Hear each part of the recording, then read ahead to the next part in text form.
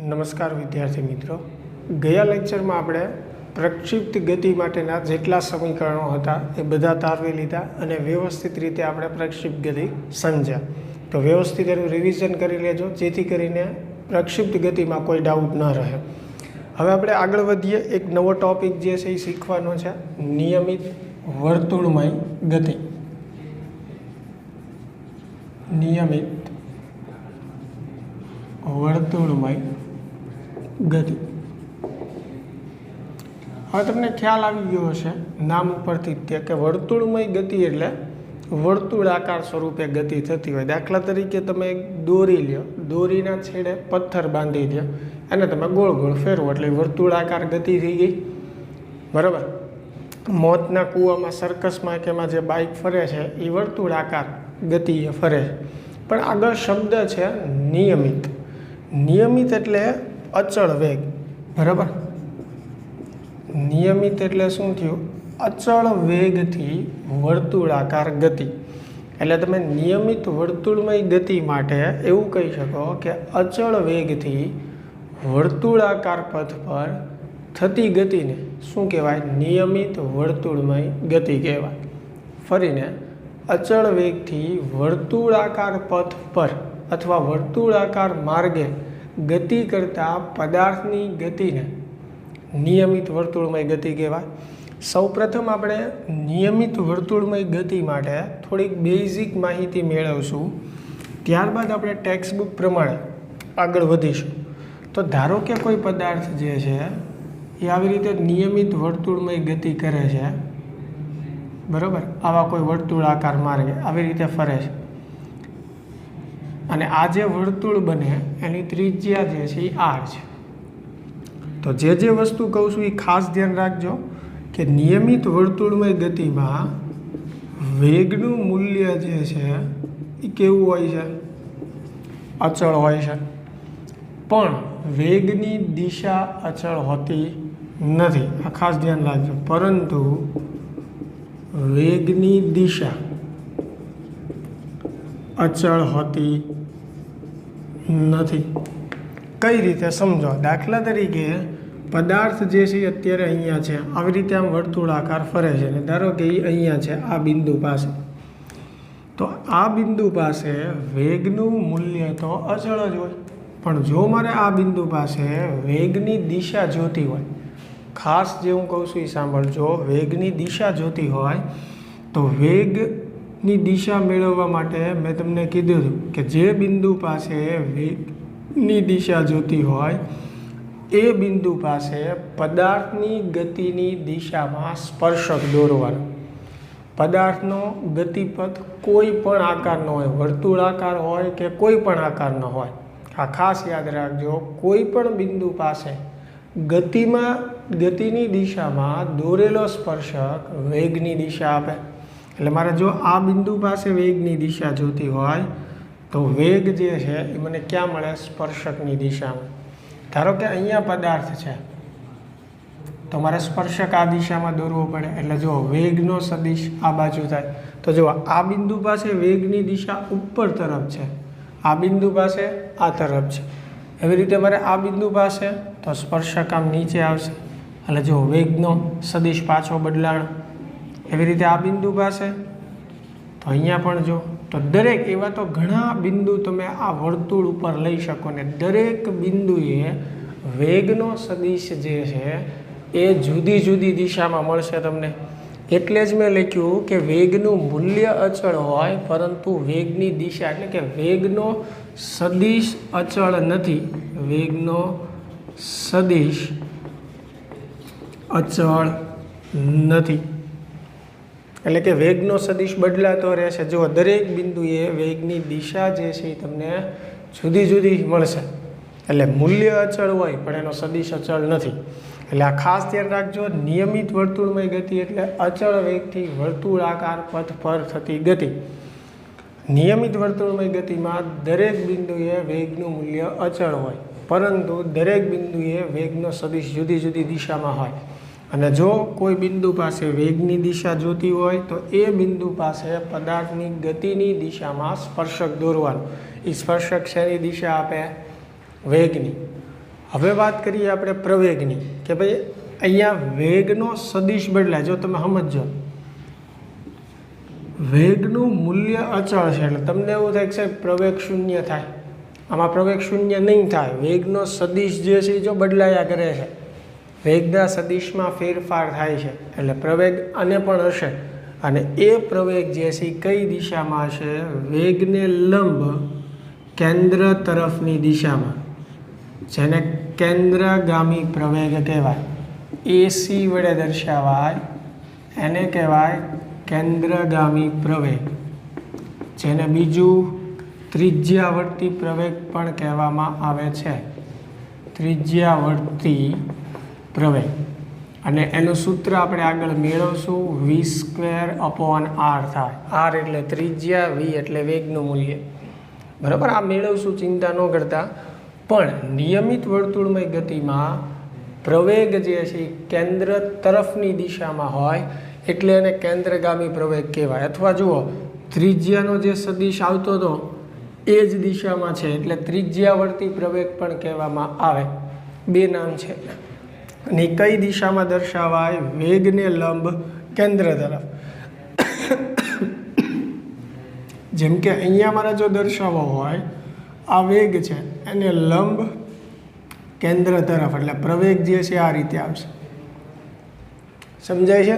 આ બિંદુ પાસે મારે દોરવો હોય તો વેગને લંબ કેન્દ્ર તરફની દિશામાં. એવી જ રીતે આ બિંદુએ દર્શાવવું હોય મારે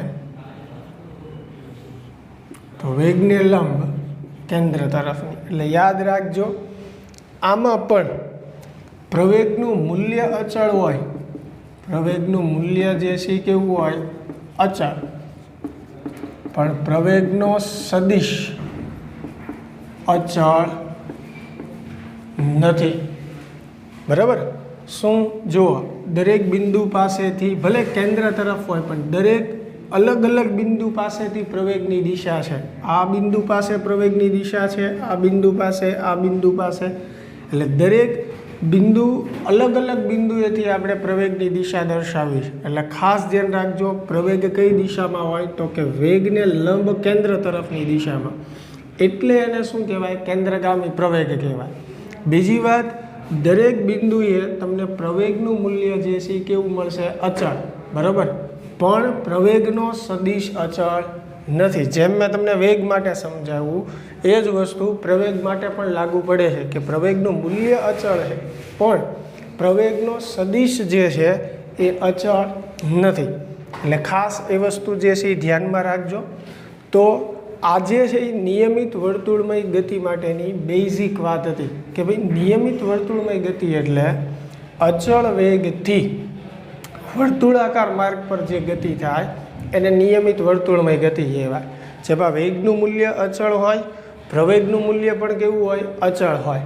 પણ વેગનો સદિશ અચળ હોતો નથી. એવી જ રીતે પ્રવેગનો સદિશ પણ અચળ હોતો નથી. દિશા બદલાયા કરે સદિશની. અને બીજી વાત કે વેગની દિશા જે છે એ ક્યાં મળે? સ્પર્શકની દિશામાં. અને પ્રવેગની દિશા ક્યાં મળે? વેગને લંબ કેન્દ્ર તરફની દિશામાં પ્રવેગ હોય. તો આ બધા મુદ્દાઓ ખાસ યાદ રાખવાના છે. હવે જે છે એ આપણે ટેક્સ્ટબુક પ્રમાણે આપણે આ સૂત્ર મેળવીએ. બરાબર? તમને એવો પ્રશ્ન પૂછે કે નિયમિત વર્તુળમય ગતિ માટે, પ્રશ્ન ખાસ નોંધવો હોય તો નોંધી લેજો. એવી રીતે તમને પ્રશ્ન પૂછે કે નિયમિત વર્તુળમય ગતિ માટે કેન્દ્રગામી પ્રવેગનું સૂત્ર મેળવો. શું? નિયમિત વર્તુળમય ગતિ માટે કેન્દ્રગામી પ્રવેગનું સૂત્ર મેળવો. કેન્દ્રગામી એટલે એને અંગ્રેજીમાં કહેવાય સેન્ટ્રીપેટલ.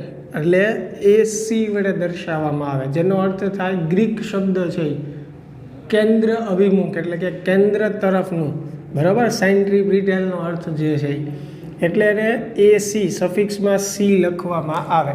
અને એનું સૂત્ર હમણાં મેં તમને કીધું હતું, એસી બરાબર v²/r. આવું થાય, જે આપણે સાબિત કરશું કઈ રીતે થાય. તો આજે છે એક આપણે નિયમિત વર્તુળમય ગતિ જે છે ધ્યાનમાં લઈએ. આવી રીતે વિષમ ઘડી દિશામાં ધારો કે કોઈ પદાર્થ ગતિ કરે છે અને ત્રિજ્યા જે છે એને આપણે આર કહીએ, બરાબર. આ કેન્દ્ર સી કહી દઈએ, ત્યાંથી આ જે ત્રિજ્યા છે એને આર કહીએ. તો આપણે લખીએ કે ભાઈ આકૃતિમાં આર ત્રિજ્યાના વર્તુળ પર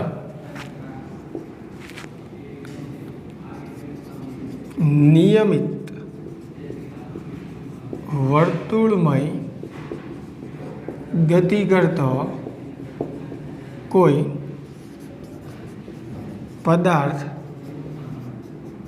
દર્શાવ્યો છે. શું કર્યું છે આપણે આકૃતિમાં? તો કે ભાઈ આકૃતિમાં એક નિયમિત વર્તુળમય ગતિ દર્શાવી છે અને જે વર્તુળની ત્રિજ્યા જે છે એ કેટલી છે? આર. ધારો કે આપણે કેપિટલ આર કહેવું હોય, કેમ કે આગળ તમારે ટેક્સ્ટ બુકમાં કેપિટલ આર કીધું છે, તો કેપિટલ આર કહી દઈએ કે આકૃતિમાં આર ત્રિજ્યાના વર્તુળ પર નિયમિત વર્તુળમય ગતિ કરતો કોઈ પદાર્થ દર્શાવેલો છે. હવે સમજો, આ સ્મોલ આર જે લખું છું એનું મૂલ્ય કેપિટલ આર જ છે, એટલે કે આ ત્રિજ્યા જે છે એ કેપિટલ આર જ છે, પણ ટેક્સ્ટ બુકમાં આ એનો સદિશ દર્શાવ્યો, સ્થાન સદિશ જેને આપણે કહીએ, જેને શું કીધું છે? આર.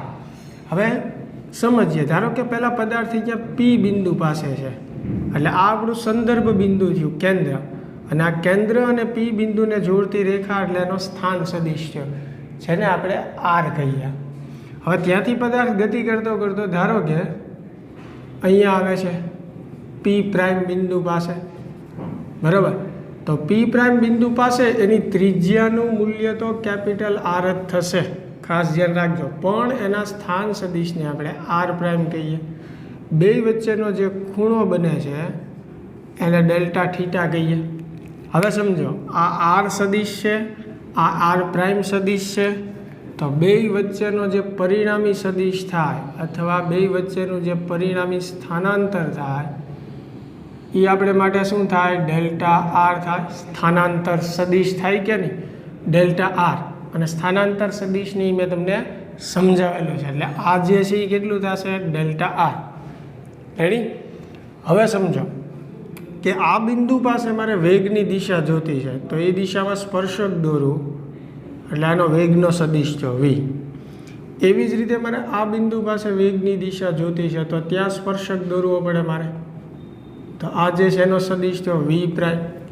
એટલે કે આર સદિશ માટે વેગનો સદિશ આપણે વી કહેશું, આર પ્રાઇમ સદિશ માટે વેગનો સદિશ આપણે વી પ્રાઇમ કહેશું.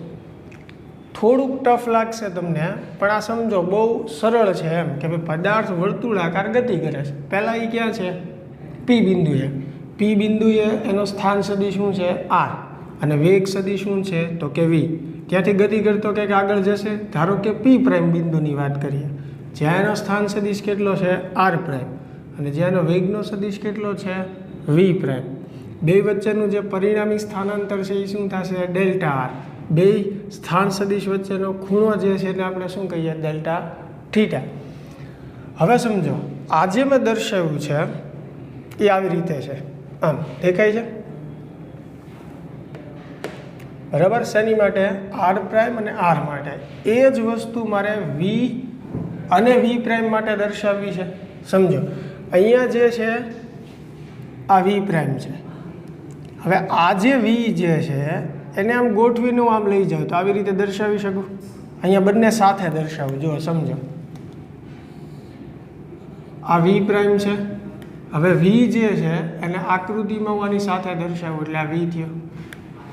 હવે વી પ્રાઇમ જે છે એ શેની માટે છે? તો કે આર પ્રાઇમ માટે. વી કોની માટે છે? તો કે આર માટે. હવે આ બે વચ્ચેનો ખૂણો કેટલો છે? Delta theta. તો આ બે વચ્ચે સદિશ વચ્ચેનો ખૂણો શું થાય? ડેલ્ટા થીટા થાય કે નહીં? સમજાય છે? સીધું જ દેખાય, કેમ કે આ બે વચ્ચેનો ડેલ્ટા થીટા ખૂણો છે, તો આ બે સદિશ વચ્ચે ડેલ્ટા થીટા જ થાય. અને બીજી વસ્તુ, આ બંનેનું જે પરિણામી આવશે એને આપણે શું કહેશું? Delta V. બરાબર છે ને? આપણે નામ આપી દઈએ અહીંયા જી, આ ત્રિકોણને એચ અને આઈ, જેનો આગળ ઉપયોગ કરશું. એટલે આ મેં તમને આકૃતિ સમજાવી દીધી. હવે આપણે જસ્ટ તારવણી જ આપવાની છે. તો સૌ તો આકૃતિનું વર્ણન પહેલાં આપણે કરી લઈએ કે ભાઈ ધારો કે પી અને પી પ્રાઇમ બિંદુ પાસે સ્થાન સદિશો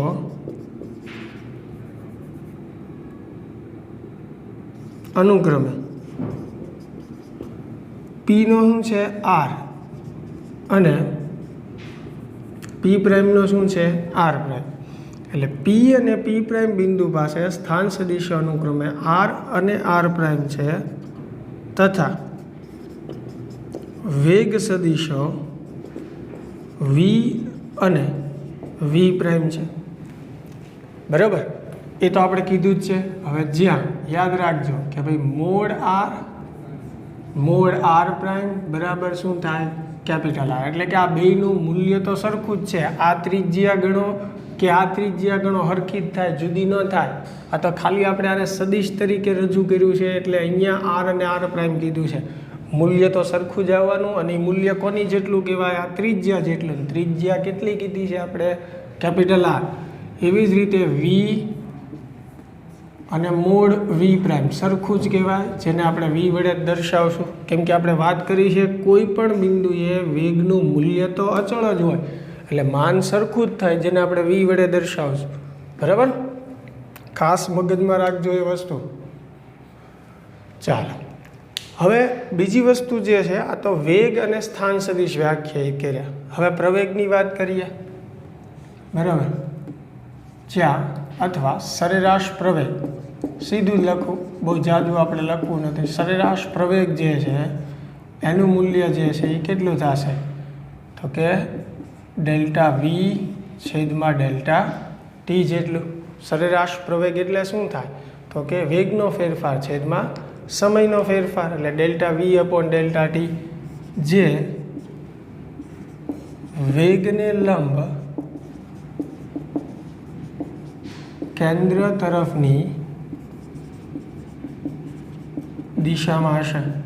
કઈ દિશામાં હશે? તો કે વેગને લંબ હશે અને કેન્દ્ર તરફની દિશામાં હશે. બાકી તો બધું મેં તમને સમજાવી દીધું છે કે વેગ અને પ્રવેગના મૂલ્યો અચળ હશે, પણ વેગ અને પ્રવેગના સદિશ અચળ રહેશે નહીં. બરાબર, પણ આમાં લખવાની જરૂર નથી, એ યાદ રાખજો. એટલે વેગને લંબ કેન્દ્ર તરફની દિશામાં હશે. હવે જુઓ, આપણે જે છે પહેલાં આ ત્રિકોણનો ઉપયોગ કરીએ. ત્રિકોણ સીપી પી પ્રાઇમ પરથી ડેલ્ટા થીટા. હવે એક બેઝિક સૂત્ર તમે ભણી ગયા છો ખૂણાનું. ખૂણો એટલે શું થાય? ચાપના છેદમાં ત્રિજ્યા. હવે ચાપ એટલે આ માપ થશે, એ કેટલું છે? ડેલ્ટા આર જેટલું. બરાબર, અને છેદમાં આવશે ત્રિજ્યા. તો ત્રિજ્યા એટલે આર કે આર પ્રાઇમ, બેયનું મૂલ્ય તો એક જ થયું, જેને આપણે કેપિટલ આર વડે દર્શાવશું. એટલે અહીંયા હું શું લખીશ? Capital R. ડેલ્ટા થીટા બરાબર શું થશે? ડેલ્ટા આરના છેદમાં કેપિટલ આર. કેમ કે ખૂણો એટલે થાય ચાપ છેદમાં ત્રિજ્યા. બરાબર, આ સમીકરણ 1 કહીએ આપણે. એવી જ રીતે આ બીજા ત્રિકોણનો ઉપયોગ કરીએ, જે વેગના સદિશ માટે આપણે દર્શાવ્યો છે. બરાબર, વી અને વી પ્રાઇમ માટે.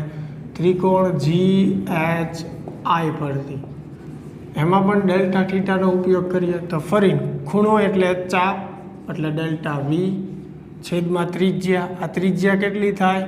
વેગના મૂલ્ય જેટલી, અને વેગનું મૂલ્ય શું આવશે? વી. બરાબર, અહીંયા વેગનું મૂલ્ય તો વી જ કહેવાય ને, સદિશ વેગનો છે, એટલે આ મૂલ્ય શેનું દર્શાવે? વેગનું જ દર્શાવે ને. એટલે અહીંયા પાછું ત્રિજ્યા એટલે આરનો ઠપકાર થાય. અહીંયા શું હતું આ ત્રિકોણમાં? તો કે અહીંયા બધે જો અંતર જ આવતું હતું, એટલે ચાપ એટલે ડેલ્ટા અને ત્રિજ્યા એટલે આ. પણ અહીંયા શેના સદિશો છે? વેગના, એટલે બધું અહીંયા વેગ જ આવશે. ડેલ્ટા વી છેદમાં આ માપ શેના જેટલું થાય? વેગ જેટલું જ થાય. આ સમીકરણ 1 અને 2 જુઓ, થીટા બરાબર જ છે. તો સમીકરણ 1 અને 2 પરથી, સમીકરણ 1 અને 2 પરથી બેયને સરખાવી દો. તો ડેલ્ટા આરના છેદમાં આર બરાબર ડેલ્ટા વીના છેદમાં વી. તો ડેલ્ટા વી બરાબર શું મળશે તમને? ડેલ્ટા વીને સૂત્રનો કરતા બનાવો તો વીના છેદમાં આર ઇન્ટુ ડેલ્ટા આર આવું મળે. ડેલ્ટા વીને સૂત્રનો કરતા બનાવો તો વી ઉપર આવે, એટલે વીના છેદમાં આર ઇન્ટુ ડેલ્ટા આર થશે. એવી રીતે હજી પૂરું નથી થયું, વ્યવસ્થિત જોતા રહેજો. બરાબર, હવે ચાલો limit delta T tends to 0 માટે આ વિકલનમાં મેં તમને સમજાવ્યું છે. ડેલ્ટા ટી ટેન્સ ટુ 0 એટલે એકદમ સૂક્ષ્મ ગાળા, સમય જે છે એટલો નાનો લઈએ કે 0 ન હોય પણ 0ની એકદમ નજીક હોય, એટલા સૂક્ષ્મ ગાળામાં આપણે વિભાજિત કરીએ તો આ જે પ્રવેગ જે છે બરાબર એને આપણે જસ્ટ એ કહીએ, એનું મૂલ્ય આમ લખાય limit delta T tends to 0 delta V upon delta T. બરાબર. ખાસ બાકી હોય તો વિડીયો પુશ કરીને આ લખી લેજો, પછી આગળ વધું. ઓકે ચાલો, લખાઈ ગયું હશે.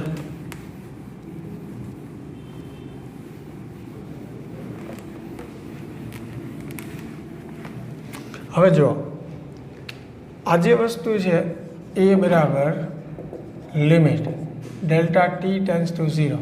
હવે delta V upon delta T છે, અહીંયા શું છે ડેલ્ટા વીના છેદમાં ડેલ્ટા ટી. હવે ડેલ્ટા વીની કિંમત છે મારી પાસે જો, એટલે ડેલ્ટા વીની જગ્યાએ હું શું લખીશ, વીના છેદમાં આર ઇન્ટુ ડેલ્ટા છેદમાં ડેલ્ટા ટી. સમજાણું? અહીંયા ડેલ્ટા વીની કિંમત મૂકી વીના છેદમાં આર ઇન્ટુ ડેલ્ટા આર. તો એ બરાબર આ વી અને આર તો મૂલ્ય છે એટલે એને બહાર લઈ લઉં, એટલે આમ લખાશે limit delta T tends to 0. હવે અહીંયા શું વધ્યું, ડેલ્ટા આરના છેદમાં ડેલ્ટા ટી. બરાબર. આ વી અપોન આર મેં બહાર લખ્યું, બાકી લિમિટ. હવે સમજો delta R upon delta T સ્થાનાંતરના છેદમાં સમયગાળો અને લિમિટ છે, તો લિમિટને વિકલન સ્વરૂપે લખી શકીએ. તો નામે લખાય વી અપોન આર ડેલ્ટા વીના ડેલ્ટા આરના છેદમાં ડેલ્ટા ટી, એટલે કે limit delta T tends to 0 જે છે એને વિકલન સ્વરૂપે હું લખું તો ડી આર અપોન ડીટી, અથવા તો વ્યવસ્થિત બોલવું હોય તો D by DT of R, એટલે કે સ્થાનાંતરનું સમયની સાપેક્ષે વિકલન. તો સ્થાનાંતરનું સમયની સાપેક્ષે વિકલન એટલે વેગ થાય કે નહીં, એટલે ડી આર બાય ડીટીની જગ્યાએ શું લખી શકું, વેગ લખી શકાય. તમે ધારો તો અહીંયાથી પણ સીધું આની જગ્યાએ વી લખી જ શકો છો, તમને આ યાદ હોય તો. આ તો યાદ આવે એટલે મેં લખ્યું. તો એ બરાબર વી ગુણ્યા વી એટલે વી સ્ક્વેર એના છેદમાં આર.